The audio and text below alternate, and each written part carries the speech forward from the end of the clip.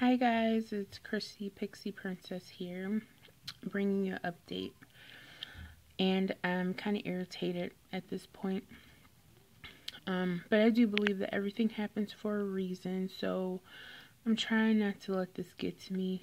But the thought just makes me cringe every time I think about it. Okay, so yesterday I went to my new bariatric facility because I told you guys that I was switching, okay? Because I just wasn't vibing with the other place. Now, I called ahead of time and I asked them specifically, okay, if I switch over to your institute, will everything transfer or will I have to start all over? And you know that I was saying in my last video, no, you don't have to start all over. You can just get your, sign the release and you're fine. Okay.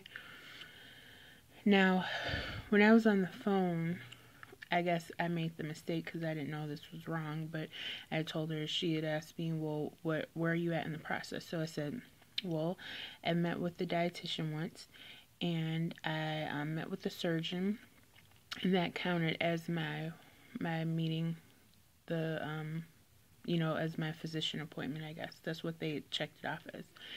And then, so I was good for the month of March. Okay, I thought I had March squared away, I took off of work, I rearranged my schedule, I drove downtown, which I absolutely hate doing because of the traffic and people just don't know how to drive in downtown Cleveland. And I also paid $60 for my first dietitian visit at St. Vincent. The first facility I was at, it's $60 your first visit with the dietitian and then $30 for everyone after. Okay, so I was super excited yesterday. I get there, it's a little bit different. It was a different flow because I do appreciate that St. Vincent, they have a patient advocate who sits down and explains everything to you. She gives you this big book. She tells you what appointments you need to set up. She also tells you what your insurance requires in order to get the surgery approved. But at my appointment yesterday with the new place, Lake Health West, I sat in the waiting room and waited to meet with the physician. So they don't have a patient advocate there. Theirs is called a patient coordinator. So I don't know, she may not root for you like the patient advocate does at St. Vincent. I think they really try to push and get the surgery because I did some research and I see that a lot of people actually die waiting to get the surgery, more than dying from the surgery itself. But thank goodness, thank God I'm really not in that severe shape. So that may be why they have patient advocates there in place, just to make sure that the patients can hurry up and get their surgery done instead of waiting around doing with all this tomfoolery like this new place. Okay, I mean, I believe they care, but it's like, come on, really? Okay, so the lady comes in, she says, the patient coordinator, because I asked the nurse that was asking me all the questions for intake, I said, can you tell me how many more appointments I have left and if I need anything else, and just the gist on everything. This is a different hospital, so they may have different requirements. And she's like, oh yeah, let me go get the patient coordinator here. She's still here. So she comes in, she's like, yeah, about that. This is gonna pretty much be your month one. I was like, what? Like, you mean I'm not gonna have my surgery in July, but now August? I'm just like, why? I had asked you on the phone before I even did this switcheroo. Was it because I would have just, even though I didn't really care for well, you know what? Scratch that. I'm glad I switched. Okay, I just had a bad gut feeling. But, about the first place. But, she's like, yeah, we kind of, I guess, play by the book here. I'm like, okay. She's like, I guess that's a good thing. I'm like, I guess, do what you have to do. I'd rather it be done correctly, instead of, doing it incorrectly, and then it's time to get my surgery approved, and then they decline it. But I don't think that would have happened, because I'm sure if this lady that I was working with at the other place, I mean, it seems like it's a regular thing that she does. So, and obviously people aren't getting declined because she's doing that, else she would have stopped doing it. So I think they're just kind of being, I'm not going to say anything bad, but I would like to say something bad, but I'm not going to call them what I would like to call them right now, because I believe maybe it happened for a reason. You know, I was really looking forward to July, because my surgery date being in July, because I'm like, yeah, I have some summer left to enjoy with my kids, my daughters. And now it's in August, and it's like, okay, crap. I want at least like 30 pounds off of me, and before the end of summer, so I could go out feeling good and going for my walks. Because like I said in my last video, a lot of my weight gain has been from my fibromyalgia, but then it's hard to lose weight because of my fibromyalgia, and because of the weight that I've gained, because there's so much weight in my joints. So I know as soon as like 30 to 40 pounds comes off, my body's gonna feel completely different. But anyway, I was like, are you serious? This is month 1. Then I even told her, I said, well, I paid $60 for my first visit with the dietitian. What, I mean, y'all just gonna cross that off as nothing?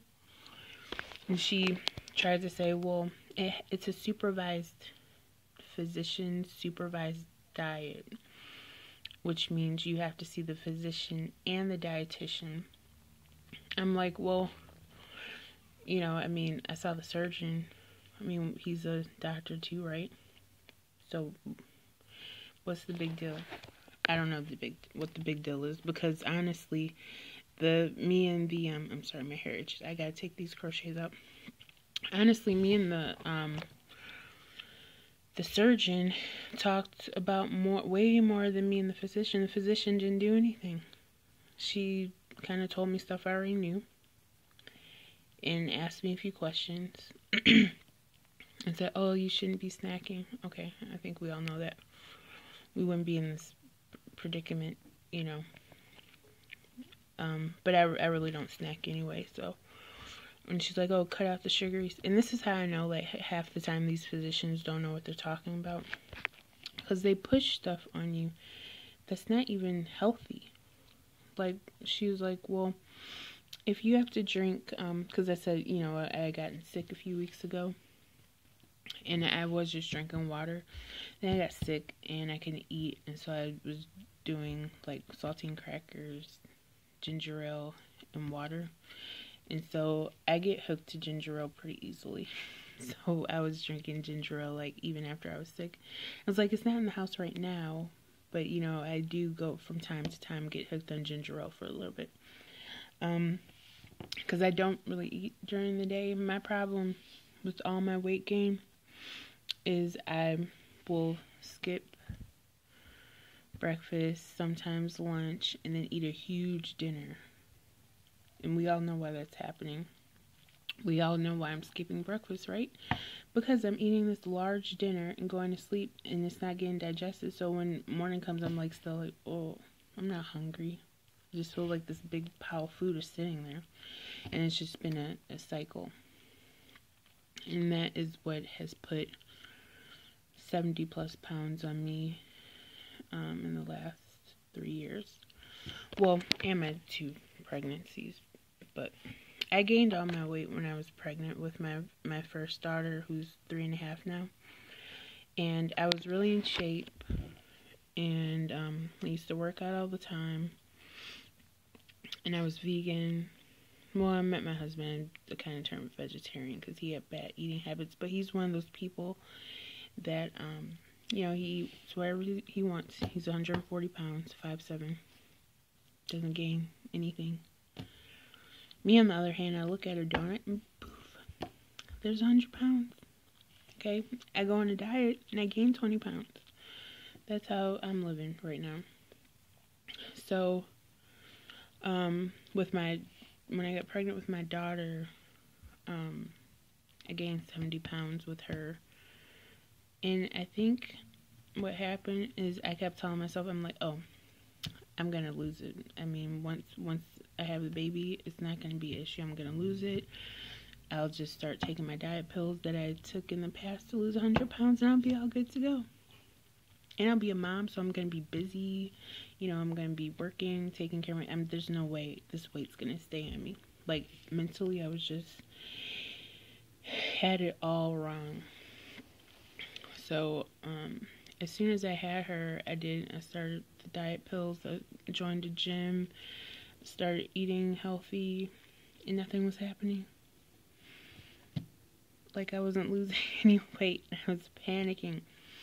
The diet pills weren't giving me any energy like they used to. My workouts, my back, like I ended up with herniated discs. Found out I had degenerative disc disease. Over the next 2 years, life was bad because I would, kept trying to lose the weight, going back and forth, losing 30 pounds, gaining 10, losing 15, gaining 20, going to the gym, working my butt off, and then ending up in the bed for 3 days because I'm in so much pain. Got to the point where I literally had to crawl up the stairs. That's how much pain I was in. I would wake up, my ankles would be locked, my shoulder would be locked, my back would be locked. It would take forever for it to just loosen up. Pain pills, hospital visits, ER visits, testing. Then we thought I had lupus. Then I had to go get checked for MS. They finally said, okay, it's fibromyalgia. So then they put me on all these medications for the fibromyalgia. The medication from the fibromyalgia ended up giving me high blood pressure. And I never had high blood pressure previous to that. My blood pressure was always on point. I mean, I used to go to the hospital room, ER, for anxiety attacks because I thought I would be having a heart attack. And my blood pressure would still be perfect. And so I went to my doctor. I'm like, why? I think it's the medication. No, this medication doesn't do that. Go to another doctor. No, this medication doesn't do that. The ER doctor. No. I stopped it on my own because I'm like, you guys are full of BS. So I stopped the medication on my own. Guess what happened? Blood pressure went back down to normal. No more issues. And that's what I was saying about doctors nowadays. They don't really either care or they don't do their research. Because this doctor yesterday, back to the pop, I told her to drink pop. And she's like, oh, what about diet pop? Like, no, I'd rather not drink any pop at all. Are you serious? First of all, artificial sugar, artificial sweeteners are a foreign body to your system, so they don't recognize it as nutrition in any way, which could actually, that's why you hear like gums, was it sorbitol? Don't quote me because I may be getting these names mixed up. Aspartame, sorbitol cause cancer. People say, how does that cause cancer? Well, because it enters your system, it's not recognized, and then it goes into wherever it goes, a cell or something. It just sits there and it grows and grows, and that's how, because it's not any type of nutrients, it's a foreign object. So it's just crazy to me when I go into the hospital and I see only diet pops, or sorry, I'm moving my phone a bit much here. When I see diet pops, or like yesterday the doctor suggested I drink diet pop, I don't know if they just don't care about, or they just think you stupid and don't know, or what it is. I would just look at her like, are you serious? No, I'd rather just drink water. Why would you even suggest that to anyone? You just saying, hey, you want cancer? Hey, that just kind of pissed me off a little bit. Because I really do think that these doctors need to do more research, like, to keep people healthy. But of course, they're in the medical field. Medical field, I think, is definitely linked to insurance and money and all that stuff. So to say that they do it on purpose, I don't know. I think maybe they just could be brainwashed, or maybe, you know, maybe that's what they're taught. They may not even do the research on their own.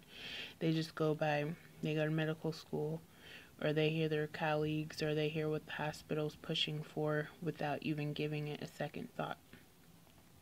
You know. So anyway, I still feel better about this place than I do the first place. Like I said, they have a lot more programs, seemed a lot cleaner. Although the doctor said that foolery about the diet pop, she was still nice, you know. I have to do a pulmonary clearance because I do have asthma. So, and they did an EKG right on the spot. My heart was good because I had some issues with my C-section. Actually, I had a cold blue. I lost all my oxygen, and they almost had to put a tube down my throat. And in the brink of time, right as they're putting the tube down my throat, I jumped up. Well, my eyes opened up. But my mom was out in the lobby praying for me. So, you know, Jesus had my back, okay?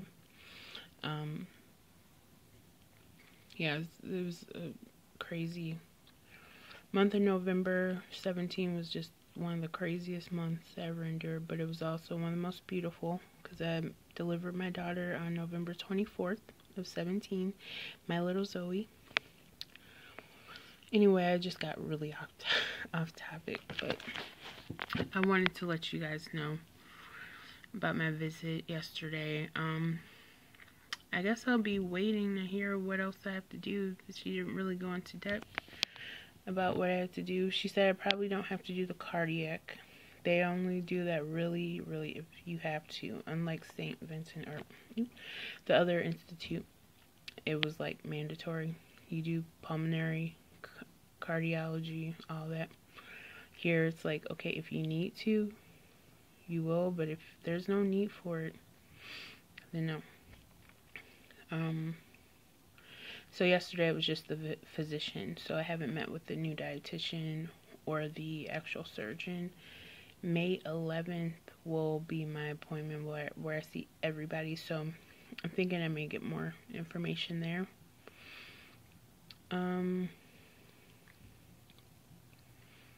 Trying to think, is there anything else? Oh, if you guys, because I told you in my last video, my mom was really concerned about death. She thinks that I'm going to die. And I'm like, no, I'm not going to die. I've done a lot of research. I've decided, well, as far as right now, I've decided I'm not going to do the, Roux-en-Y bypass, gastric bypass, which is really what I want because, I don't know yet. I think you just lose the most weight on that. I'm always going extreme with everything, but I've talked myself into being reasonable and rational, and I think I'm gonna go with the sleeve. And I don't really think too many people have complications, and the deaths that, whenever I research deaths on bariatric surgery, it was always like 10 years ago or something, like when it was a big thing. I mean, I'm sure there's always risk. I know there's still probably people passing away from complications, God rest their souls.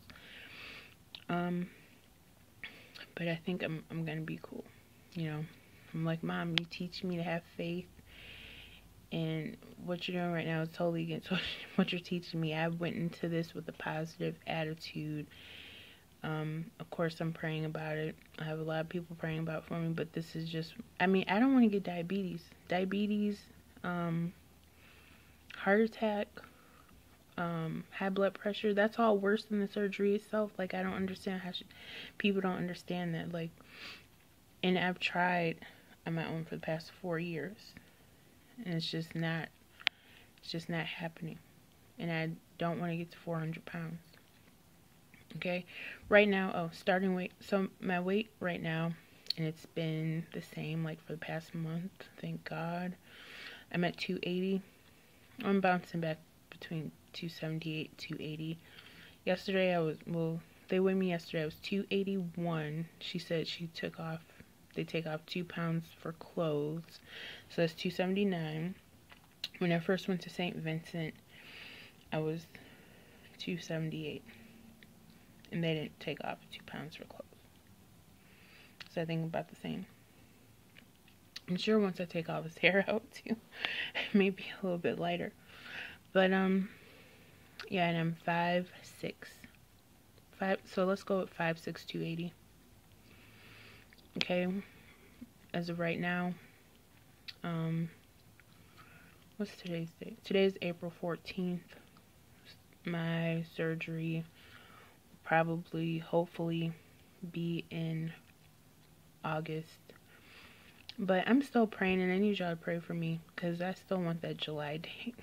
I'm still kind of on July, like deep down inside. I'm like, this can happen in July.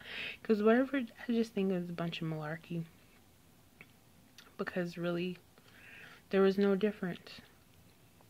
I mean, how could a whole month be wasted? Like, I think my insurance, well, I don't know if my insurance paid for any of that. I know I paid out of pocket $60. I know I took off of work. I know that was gas money. I don't know. I think maybe if I'm just gonna try to let it go. Like I said, maybe it happened for a reason. Maybe it's just not meant for July. Also, I get to save up some more vacation time at work, because I don't want to have to spend anything out of pocket for when I have to take off work. So I have a few questions for you guys. When you had the surgery, how long did you take off work? 2, did you use like FMLA? Did you use vacation time? I know that may not even be a good question, because we all work at different places. Because I think I may be able to, let me know if you use short-term disability, if that qualifies. Also, oh, death in surgery. If any of you guys know the stats or statistics, or can give me a link on where to look, because I've been searching on here, YouTube, I've been Googling. I can't really find much details. Like, I want to know why when people die from the surgery, like what type of complications cause it. Are there pre-existing factors? I mean, maybe is it because someone had high blood pressure, it wasn't controlled, so they like stroked out? Is it because of hernia? Like, because you get those hernias. Also, is it during the surgery or after the surgery? I saw something from like 10 years ago that said it was rates based on 30 days after the surgery. And that was like, but that was like from, like I said, 10 years ago. I don't know. So, hopefully this video helps. I would definitely say if you switch institutes and you're not that far in the process, is cool. But if you are far along, like this would have broke my heart if I was like 3-6 months in and I had to start all over. It would have just pissed me off. I probably would end up honestly staying with the other place, but I don't know. It's pretty early. I'm glad I had that intuition or that discernment to kind of tell right off, okay, this isn't the place for me. And now this new place, I really hope it is the place for me, because I don't really have many options with my insurance. Because my insurance, it has to be an institution of quality. And I had originally wanted to go through Cleveland Clinic, but I guess they don't do the surgery enough. That's kind of what they look for. So my insurance wouldn't cover it through Cleveland Clinic, because they didn't have that certification to be a institute of quality. So there's only 2 places that are near me, and I'm at the 2nd place now. So and I'm definitely not driving an hour away. I just, it's not possible for me, my work schedule and everything. So pray this works out. Anyone else going through this journey, if you have any questions, if you need any help, or just want to be a WLS buddy, just, reach out to me. Also, people that have already been through the surgery, if you have any tips. I've watched tons of videos, but if you think there's something that maybe you haven't found, or, just reach out, okay? I'm trying to be a part of this community. Can't wait till the real action happens, but I am really trying to put things in place now, Alright, well, you guys have a great weekend. Thanks for listening. Alright, see you later. Bye.